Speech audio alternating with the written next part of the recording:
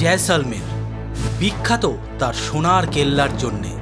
তবে কেল্লার নাম সুদূর প্রসারিত হয়েছিল মহান পরিচালক এবং লেখক শ্রী সত্যজিৎ রায়ের অতি বিখ্যাত ছায়াছবি সোনার কেল্লার জন্যেই। এই ছায়াছবি বায়োস্কোপে মুক্তি পাওয়ার পরেই বাঙালির মনে তুমুল কৌতূহল উদ্রেক করে এবং আজও সেই টানেই লক্ষ লক্ষ বাঙালি পর্যটক ছুটে আসেন এই সোনার কেল্লা চাক্ষুষ করতে। আমরাও তার ব্যতিক্রম নই।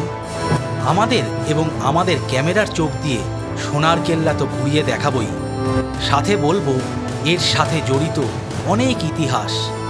গত ভিডিওতে আপনাদের ঘুরিয়ে দেখিয়েছি যোধপুরের 8টি বিখ্যাত দর্শনীয় স্থান। আজকের গল্প শুরু তার পর থেকেই। আজকে যোধপুর থেকে আমরা পৌঁছে যাব জয়সলমেরে, তারপর সোনার কেল্লা সচক্ষে দর্শন। চলুন তবে বেরিয়ে পড়ি। এখন সময় সকাল 6:30। আমরা আবার গাড়িতে উঠে পড়েছি, গাড়ি মুছে টুছে একদম রেডি। এবার এখান থেকে সোজা যাচ্ছি জয়সলমের। এখন দেখেছেন বাইরে অন্ধকার, সময় কিন্তু সকাল 6:30, 6:35। এখান থেকে আমাদের যেতে হবে 267 কিলোমিটার। আজকে আমাদের হোটেল প্রিন্স, আমরা 11টার মধ্যে পৌঁছে যাওয়ার কথা, 4.5 ঘন্টা মতো সময় লাগবে। তাহলে চলুন এগিয়ে যাই। এই আমরা উঠে পড়লাম জয়সলমের রোডে। যথারীতি যা দেখতে পাচ্ছি এই হাইওয়েটাও খুব ভালো। এখান থেকে জয়সলমের বাকি আর 255 কিলোমিটার। 267তে শুরু করেছিলাম, তার মানে 12 কিলোমিটার আমরা শহরের মধ্যে দিয়ে আসলাম। অন্ধকার এখনও কাটেনি, এখন সময় 6:50। এখান থেকে আর 4 ঘন্টা মতো সময় লাগবে, ফলে অ্যাভারেজ স্পিড মোটামুটি প্রায় 62-65 কিলোমিটার পার আওয়ার। তাহলে চলুন দুর্বার গতিতে এগিয়ে যাই আমরা জয়সলমেরের উদ্দেশ্যে। এই হাইওয়েতে প্রায় কিলোমিটার 10 আসার পরে রাস্তার এরকম বাঁ দিকে ঘুরে গেল জয়সলমের যাওয়ার পথে।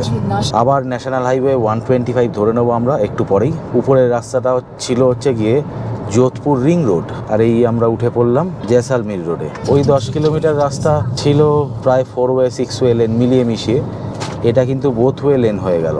তবে রাস্তার দুধারে দেখছেন আপাতত মরুভূমি, তবে এই মরুভূমিতে কিছু গাছ জন্মেছে। এই চলে এলো আজকে আমাদের যাত্রার প্রথম টোল গেট। আবহাওয়া চমৎকার আজকে, সাথে রাস্তার খেয়াল গল্পের তালে তাল মিলিয়ে ছুটে চলেছে মন। সোনার কেল্লা দিচ্ছে সম্মোহন।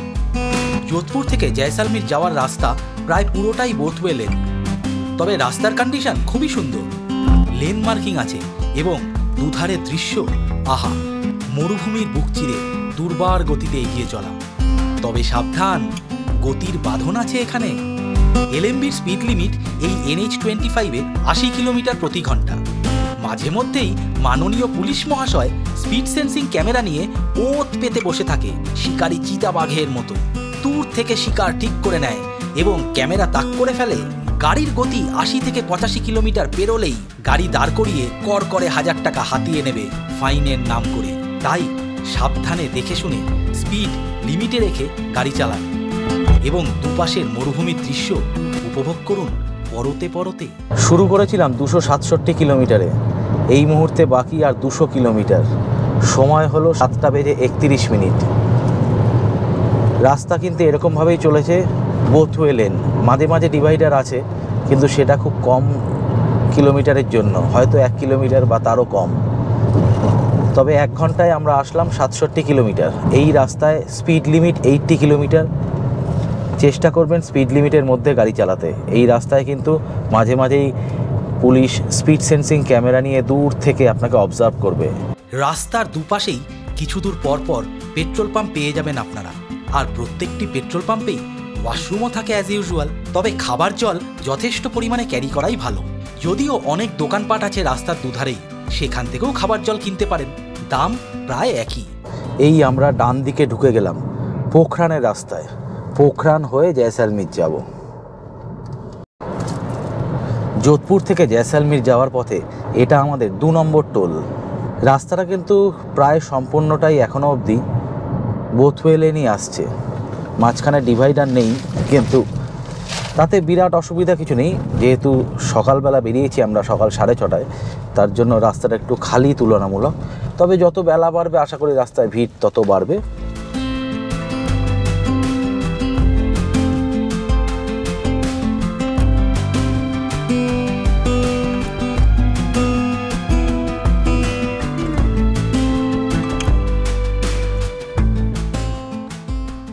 এদিক থেকে আসলাম আমরা, এসে এই দিকে যাব। তার আগে এই হোটেল পুনাম প্যালেসে দাঁড়ালাম। এখান থেকে পোখরান আর 4 কিলোমিটার। এই মুহূর্তে এখানে বেশ ঠান্ডা ঠান্ডা হাওয়া দিচ্ছে, তো বেশ ভালো লাগছে, বেশ শীতলতার অনুভূতি আসছে। এখান থেকে ব্রেকফাস্টটা করে নিই, কারণ এখন প্রায় 9টা বাজতে যায়। ব্রেকফাস্টে আমরা নিয়ে নিলাম ছোলে ভাটুরে, 2টো করে ভাটুরে, সাথে এরকম 1 প্লেট ছোলে। এর দাম 120 টাকা। এটা হচ্ছে উপমা, এটার দাম হচ্ছে গিয়ে 100 টাকা 1 প্লেট, সাথে সস দিয়েছে। এই ব্রেকফাস্ট করে আমরা 9:30টার সময় বেরিয়ে পড়লাম আবার। এখন পোখরান পেরোচ্ছি। নিউক্লিয়ার টেস্ট যেখানে হয়েছিল সেখানে তো ঢুকতে দেয় না, তাই রাস্তা থেকে দেখাতে হবে। দেখুন তাহলে। পোখরান ভারতের রাজস্থানের একটি শহর, যা 1974 এবং 1998 সালে ভারতের পারমাণবিক পরীক্ষার স্থান হিসাবে ঐতিহাসিকভাবে গুরুত্বপূর্ণ। এই ঘটনাগুলির পর পোখরান আন্তর্জাতিকভাবে খ্যাতি অর্জন করে। যদিও পোখরান একটি ঐতিহাসিক শহর যেটি তার দুর্গর জন্য বিখ্যাত ছিল, 1974 সালের 18ই মে এই পোখরানেই ভারত তার প্রথম পারমাণবিক অস্ত্র পরীক্ষা করে। এই নিউক্লিয়ার টেস্টের অফিসিয়াল নাম ছিল স্মাইলিং বুদ্ধা। এই পরীক্ষাটি আনুষ্ঠানিকভাবে শান্তিপূর্ণ পারমাণবিক বিস্ফোরণ হিসেবে ঘোষণা করা হয়েছিল এবং এই সফল পরীক্ষার পর ভারত ওয়ার্ল্ড ওয়াইড নিউক্লিয়ার ক্লাবে প্রবেশ করে এবং 1998 সালের মে মাসেই ভারত 5টি পারমাণবিক পরীক্ষা পরিচালনা করে, যা সম্মিলিতভাবে পোখরান 2 নামে পরিচিত। এই পরীক্ষাগুলি পারমাণবিক অস্ত্রধারী রাষ্ট্র হিসাবে ভারতের অবস্থানকে আরও দৃঢ় করে তোলে। NH-125 ছেড়ে পোখরান পেরিয়ে আমরা NH-11-এ এসে পড়লাম। এই রাস্তাতেও কিন্তু স্পিড লিমিট 80 কিলোমিটার/আওয়ার। এখান থেকে জয়সালমীর আমাদের হোটেল প্রিন্স আর 107 কিলোমিটার বাকি। সময় লাগবে প্রায় 1.5 ঘন্টা। এখন সময় সকাল 9:38। রাস্তাটা এখানেও ভালো বেশ, ফলে 80-তে তো গাড়ি চালানোই যায়। চলুন এগোতে থাকি আমাদের আজকের গন্তব্য জয়সালমীরের উদ্দেশ্যে। যোধপুর থেকে জয়সালমীর যাওয়ার রাস্তা প্রায় সম্পূর্ণটাই কিন্তু এরকম বোথওয়ে লেন, মাঝখানে কোনো ডিভাইডার নেই, ফলে একটু দেখে শুনে গাড়ি চালাতে হবে।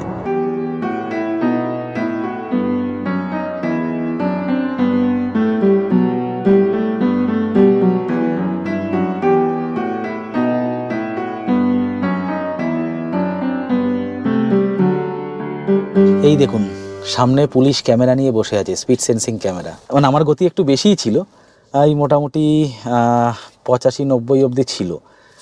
ধরিয়ে দিল চালান, 1000 টাকার চালান।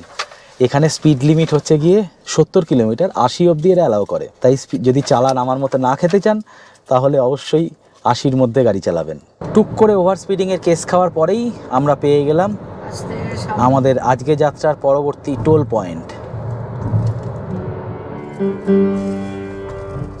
রাস্তার দুপাশে মরুভূমি এবং দুপাশ ভালো করে খেয়াল করলে দেখবেন লোহার জাল দিয়ে ফেন্সিং করা, যাতে কোনো জন্তু রাস্তায় উঠে না পড়ে। তবে গোমাতাদের দর্শন পেয়েই যাবেন রাস্তায়। এই ঢুকে পড়লাম আমরা জয়সালমীর শহরে, গোল্ডেন সিটি জয়সালমীর। ওই যে উপরে দেখা যাচ্ছে সোনার কেল্লা। চলুন আমরা প্রথমে হোটেলে যাব, লাগেজ রাখবো, রেখে সোজা যাব সোনার কেল্লায়। দেখি আজও মুকুলের দেখা পাওয়া যায় কিনা। ঘড়ির কাঁটায় এখন বাজে কাঁটায় 11টা। আমরা পৌঁছে গেলাম আমাদের আজকের বাসস্থান হোটেল প্রিন্স অ্যান্ড রেস্টুরেন্টে। এই হোটেলটা খুব ভালো হোটেল, চলুন দেখাচ্ছি, হোটেল রিভিউটা দিচ্ছি। আমাদের আসতে সময় লাগলো 4.5 ঘন্টা। পথে ব্রেকফাস্ট করলাম, আপনারা দেখলেন, আর এক জায়গায় ফাইন দিলাম মাত্র 1000 টাকা। এটা আমার রুটিন হয়ে গেছে, যে কোনো লং ড্রাইভে গেলে এই ওভার স্পিডিংয়ের জন্যই আমি কেসটা বরাবর খাই। 5-10 কিলোমিটার এদিক ওদিক হয়েই যায়। একদম মেন রোডের উপরেই হোটেলটা। আমরা এই দিক থেকে আসলাম, আসার পরে এই হচ্ছে হোটেলটা।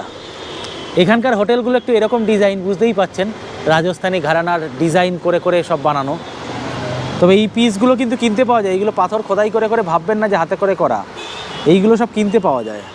তবে খুব ভালো দেখতে হোটেলটা। চলুন দেখি রুমগুলো কেমন। এখানে গাড়ি পার্কিংয়ের প্রচুর জায়গা, হোটেলের নিজস্ব পার্কিং, এই সাইড ওই সাইড 2 সাইডেই। আর এই হচ্ছে পুরো রিসেপশন এরিয়া। রিসেপশন এরিয়াতেও বসার সুন্দর জায়গা আছে। আর বাঁ দিকে হচ্ছে রিসেপশন। অনলাইনে পেমেন্ট অ্যাকসেপ্টেড, সর্বত্রই অনলাইন পেমেন্ট অ্যাকসেপ্টেড। হোটেলের লিফট তো যথারীতি আছেই, তার উপরে লিফট থেকে ঢোকার পরে এখানে একটু সিটিং এরিয়াও আছে সুন্দর ডিজাইনের। অনেকটা সিটিং এরিয়া আছে। এই সাইডগুলোর রুম, আর এই দিক থেকে গেলে ওই যে রুমগুলো দেখা যাচ্ছে ওটাই আমাদের রুম। আর উপরে এরকম ছাদ আছে। এই হচ্ছে আমাদের রুম নাম্বার 304 হোটেল প্রিন্সের। একটা ডবল বেড আছে, ভালো বড় সাইজের। সামনে একটা ছবি, মোনালিসার ছবি বলবোও না এটাকে। আর তার সাথে এসি, টিভি, এইদিকে কাবার্ড আছে, ছোট্ট একটা কাবার্ড আছে। আর এখানে একটা ড্রেসিং টেবিল, একটা বড় আয়না, আর এদিক থেকে হচ্ছে ওয়াশরুম, ওয়েস্টার্ন টয়লেট, বেসিন, আয়না আছে। এদিক থেকে হচ্ছে গিয়ে গিজার আছে, আর ওই মডার্ন কল, মানে মিক্সার কল যেগুলোকে বলা হয়। এই হচ্ছে আমাদের একটা রুম। আর এই রুমের উল্টো দিকেই আছে হচ্ছে গিয়ে আর একটা রুম, 307 নম্বর রুম। এখানেও একটা সেম অ্যামেনিটিস, একটা ড্রেসিং টেবিল, একটা ডবল বেড, টিভি, এসি। এই দেওয়ালে একটা টেক্সচার পেন্টিং করা আছে। এখানে একটা ভালো ছবি আছে। আর টয়লেটটা সেম, ওই ওয়েস্টার্ন কোমোড। বাকি সব অ্যামেনিটিস সেমই আছে, গিজার টিজার সবই আছে, মিক্সার কল। হোটেলের রুমগুলো বেশ, হ্যাঁ বেশ কম্প্যাক্ট রুম, সেটাই। আপনারা এখানে আসবেন, এই রুম খুবই সুন্দর, হোটেলটাও খুব ভালো। এবার যদি বেকায়দা আপনি বাঙালি হন, তাহলে কিন্তু আপনারা এখানে খাওয়ার দাওয়ার সুবিধা, যেটা আমরা বাঙালি লোক বিদেশে গিয়ে আমরা খাবারের জন্য একটু খোঁজাখুঁজি করি। হ্যাঁ, ডাল আলু পোস্ত হলো, একটু মুসুর ডাল হলো, খাওয়া হয়নি, তো বাইরে গিয়ে এই জিনিসটা যদি আমরা পাই, খাওয়াটাই তো সবচেয়ে বড় কথা। তাহলে কিন্তু আমাদের মনটা খুব ভালো থাকে, বা চলাফেরার দিক থেকে সব দিক থেকে ঠিক থাকে। একদমই তাই। আপনারা এই হোটেলটা নিতে পারেন। হ্যাঁ, এই হোটেলের প্রত্যেকটা স্টাফ বা প্রত্যেকটা কিচেনে বেঙ্গলি লোক থাকে। আপনাদের ভাষা বুঝতেও কোনো মুশকিল হবে না, বা হেল্প দিতেও আপনাদের কোনো মুশকিল হবে না। একদম। আপনারা আশা করবো যে এই হোটেলে আপনারা আসবেন। একদম সোনহার, একদম। সত শ্রী আকাল। তাহলে বুঝতে পারলেন এই হোটেলের মেন ইউএসপিটা বাঙালিদের জন্য। এই যে দেখেছেন বাঙালি রেস্টুরেন্ট লেখাই আছে। এই যে এইদিকে এনাদের রেস্টুরেন্টটা, জয়সালমীরে এসে বাঙালি খাবার, ভাবতেই কি ভালো লাগছে। এই হচ্ছে এনাদের রেস্টুরেন্টটা। আর বাঙালি মেনু কার্ডটা আমি চট করে একবার দেখিয়ে দিই, একটু দেখে নিন। নর্মাল রেস্টুরেন্ট তো আছেই, সাথে এটা হচ্ছে বাঙালি রেস্টুরেন্টের মেনু কার্ড এনাদের। আপনাদের মোটামুটি আমরা বাড়িতে যা খাই সেরকমই জিনিসপত্রই পাবেন। এবং এখানে এই দাদারা আছে, খুব ভালো করে রান্না করে দেয়। এই দাদারা সব বাঙালি দাদা। তাই জন্য আমার সব বাঙালি দর্শক বন্ধুদের আমি রেকমেন্ড করব, যদি জয়সালমীর আসেন সেক্ষেত্রে এই হোটেল প্রিন্স হতেই পারে আপনাদের থাকার আস্তানা জয়সালমীরে। হোটেলে ঢুকে হালকা ফ্রেশ হয়ে লাগেজটা রেখে লাঞ্চের অর্ডারটা দিয়ে বেরিয়ে পড়লাম সোনার কেল্লা দেখতে। সময় হলো এখন দুপুর 12:30। আমরা পৌঁছে গেলাম ফোর্টের সামনে। হোটেল থেকে জাস্ট 1 কিলোমিটার, 1 কিলোমিটার হবে। এখানে গাড়ি পার্কিংয়ের জন্য 60 টাকা নেয়। এই যে ফোর্টের আগেই প্রচুর পার্কিং আছে, এরকম এখানে গাড়ি পার্ক করে দেওয়া যায়। এই যে ফোর্টটা দেখছেন, মেন গেট থেকে উপরে হেঁটে হেঁটে উঠতে হয়। সেই কষ্টটা যদি না করতে চান, এখান থেকে অটো ভাড়া পাওয়া যায়। অটো ভাড়া একদম উপর অবধি ছাড়তে 150 টাকা নেয় পার অটো। ফলে আপনারা 4-6 যাই থাকবেন, 150 টাকাই নেবে, উপরে পৌঁছে দেবে। তা আমাদের সাথে আমাদের বাবা মা আছে, বয়স সবারই হয়েছে, তাই একটা অটো নিয়ে নিই, 150 টাকা মাত্র।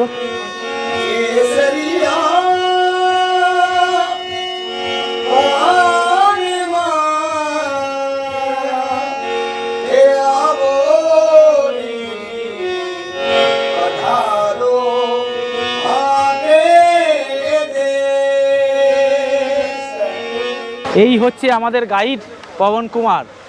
नमस्कार, खमा गणी। आप हमारे जैसलमेर में पधारे। मेरा नाम पवन कुमार, मैं जैसलमेर का लोकल गाइड, गवर्नमेंट ऑफिशियल। और अभी भाई साहब हमारे बीच में पधारे हैं जैसलमेर। जैसलमेर को रियासत कालीन में त्रिकुटगढ़ और मेरू की पहाड़ी कहा जाता था। और भाटी राजपूत जैसल के द्वारा किले की स्थापना की गई थी। और वर्तमान किले का नाम है सोनार किला। सोनार किला हम थैंक्स कहते हैं सत्यजीत रॉय, बंगाली मूवी डायरेक्टर, जिन्होंने यहाँ मूवी की शूटिंग की थी 1974 में। उसके बाद में जैसलमेर जो पॉपुलर हुआ है, तो आज हमें जो रोजी रोटी मिल रहा है, हमारा जो है फाइनेंशियल प्रॉब्लम सॉल्व हुआ है, वो एक व्यक्ति की वजह से हुआ है, जिनको कहते हैं थैंक्स सत्यजीत रॉय। এই অটো আমাদের নামিয়ে দিল দাসেরা চকে। এখানে একটা দেবীর পূজা হতো, সেই দেবীর পুজোতে এখানে বলি হতো, বড় মোষ বলি হতো। রাজা ওখানে বসতেন, আম জনতা পুরোতে এখানে থাকতো এবং এখানেই মায়ের পুজো হতো এবং এখানেই বলি হতো। স্বাধীন ভারতে যখন কংগ্রেস সরকার প্রথম আসে তখন এটা সামাও এখানকার লোকজনের সম্মতি নিয়ে এই বলি প্রথাটা বন্ধ করে দেওয়া হয়, ফলে তখন থেকে কিন্তু আর বলি প্রথাটা হয় না। আর রাজা জয়সালের পরবর্তী বংশধর এই কেলা নির্মাণের কাজ শুরু করে। বুঝতেই পারছেন এত বড় কেলা তো রাতারাতি হয় না, শয়ে শয়ে বছর ধরে এই কেল্লা নির্মাণের কাজ চলেছে। এবং এই জয়সালমীরের এই সোনার কেল্লা, এটার নামই সোনার কেল্লা। ওই প্রথম ক্লিপেই দেখলেন ও আমাদের সত্যজিৎ রায়কে ধন্যবাদ জানালেন। তো এই কেল্লা হচ্ছে এই ভারতবর্ষের দ্বিতীয় লিভিং কেল্লা, মানে এই কেল্লাতে এখনও মানুষজন বসবাস করে। প্রথমটা কোনটা? প্রথম হচ্ছে চিতোরগড়। চিতোরগড়েও মানুষ বসবাস করে কেল্লার ভিতরে এবং এখানেও মানুষ বসবাস করে কেল্লার ভিতরে, তাই একে বলা হয় লিভিং কেল্লা। এই হচ্ছে ফোর্টে ঢোকার এন্ট্রি গেট। এখান থেকে আমরা ফোর্টের ভিতরে ঢুকে যাব।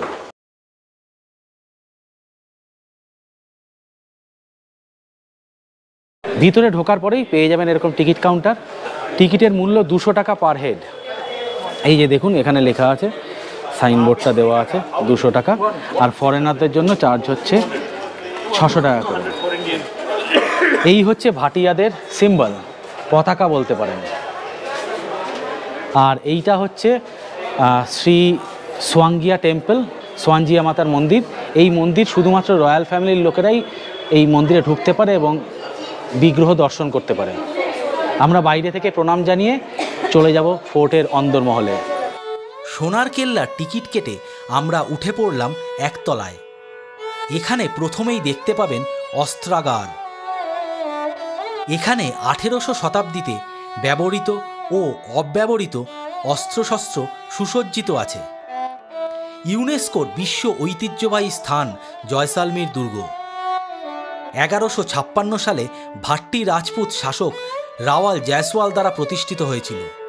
ত্রিকুট পাহাড়ে নির্মিত দুর্গটি জয়সালমীর রাজ্যের রাজধানী হয়ে ওঠে এবং এটি এর সোনালী বেলে পাথরের দেওয়ালের জন্য পরিচিত, যা এটিকে সোনার কেল্লা বা স্বর্ণদুর্গ ডাকনাম দেয়।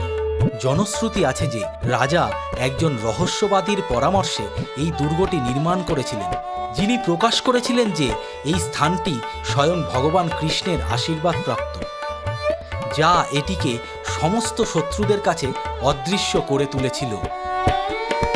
সময়ের সাথে সাথে দুর্গটি তার দেওয়ালের মধ্যে একটি ব্যস্ত শহরে পরিণত হয়, যেখানে প্রাসাদ, হাভেলি, মন্দির, বাজার এবং বাসস্থান ছিল। জয়সালমীর দুর্গ ছিল সিল্ক রুট বরাবর বাণিজ্যের একটি গুরুত্বপূর্ণ কেন্দ্র, যা ভারতকে মধ্য এশিয়া এবং তার বাইরের সাথে সংযুক্ত করত। তবে রাজস্থানে কেল্লা তো অনেক আছে। বিকানির, জয়পুর, যোধপুর, চিতোরগড়, এরা অনেক বেশি কুলীন আর দর্শনীয়। তবে 1974 সালে মহান পরিচালক শ্রী সত্যজিৎ রায় পরিচালিত সোনার কেল্লা সিনেমাটার আগে জায়গাটাকেও চিনত না বিশেষ, কোনো ট্যুরিস্ট যেত না সেইভাবে। কিন্তু বিকানির, জয়পুর, চিতোরে ট্যুরিস্ট পার্টিদের ভিড় থাকতো দেখার মতো। একা একটি মানুষ এবং তার তৈরি একটি মহান সৃষ্টি এখানকার জনজাতির জীবন ধারা বদলে দিয়েছে আমূল। আজও তার ছাপ প্রতি পরতে পরতে। গাইড থেকে দোকানদার সবাই সেই মহান ব্যক্তিত্বের ছাতার তলায় আজও দাঁড়িয়ে রয়েছে। এখানে রাজস্থানের শিল্পীদের তৈরি অনেক ধরনের মূর্তি দেখতে পাবেন এবং এগুলো তখনকার দিনের সমাজ ব্যবস্থার প্রতিচ্ছবি তুলে ধরে। যেমন ধরুন, এই মূর্তিটিতে বোঝানো হচ্ছে যে এক রমণী স্নানের পর চুল নিংড়াচ্ছেন এবং চুল থেকে যে জলের ফোঁটা নিচে পড়ছে সেই ফোঁটা ফোঁটা জল মাটিতে পড়ছে না, বরং একটি পাখি সেই জল গ্রহণ করছে। ফলে তখনকার দিনে যে এখানে জলের অভাব ছিল সেই ছবিটাই তুলে ধরা হচ্ছে। কোনো এক যুদ্ধের সময় ভাটিয়া রাজাদের সব সোনা রূপার মুদ্রা গলিয়ে ফেলতে হয় বাইরে পাঠানোর জন্য। তখন থেকেই এই কাগজের টাকার প্রচলন শুরু হয় এখানে। মোটামুটি 300 বছর আগে তখনকার রাজারা তৈরি করিয়েছিলেন এই রংমহল। এটি জয়সালমীর দুর্গের সবথেকে সুন্দর মহল হিসেবে পরিচিত। এটিতে মিনিয়েচার আর্ট, সোনা, রূপোর কাজ দেখতে পাবেন আপনারা।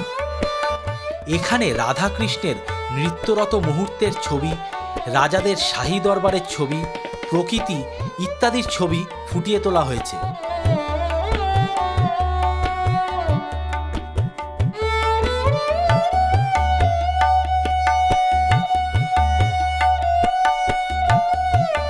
জয়সালমেরে একজন রাজা ছিলেন মহারাজা সালিবাহন সিং জি। উনার উচ্চতা ছিল 7.5 ফুট এবং ওজন ছিল 250 কেজি। এটি উনার মহল ছিল। 1895 থেকে 1900 সাল এই 5 বছর পর্যন্ত দুর্ভিক্ষের সময় তিনি রাজত্ব করেছিলেন বলে জানা যায়। তার উত্তরসূরি ছিলেন মহারাওয়াল জওয়াহর সিং। চলে এলাম ফোর্টের ছাদে। এখানে দাঁড়িয়ে সম্পূর্ণ শহরকে বার্ডস আই ভিউতে দেখতে পারবেন, সাথে তুলে নিতে পারবেন অসংখ্য ছবি, যা স্মৃতির পাতায় চির উজ্জ্বল হয়ে থেকে যাবে আজীবন। এটা ছিল দিওয়ানে আম। এখানে রাজাদের সাথে দেখা করতেন সাধারণ মানুষ এবং নজরানা বা ভেট দেওয়া হতো এখানেই। রাজা ও রানীর মান অভিমান পর্বের সাক্ষী এই দেওয়াল, থাম, পিলার। এখানেই রানীর মান ভাঙাতেন রাজা মহাশয়। সেই আদি অনন্তকাল ধরেই চলে আসছে। পুরুষদেরকেই রমণীর মান ভাঙাতে হয়। কি ঠিক বললাম তো?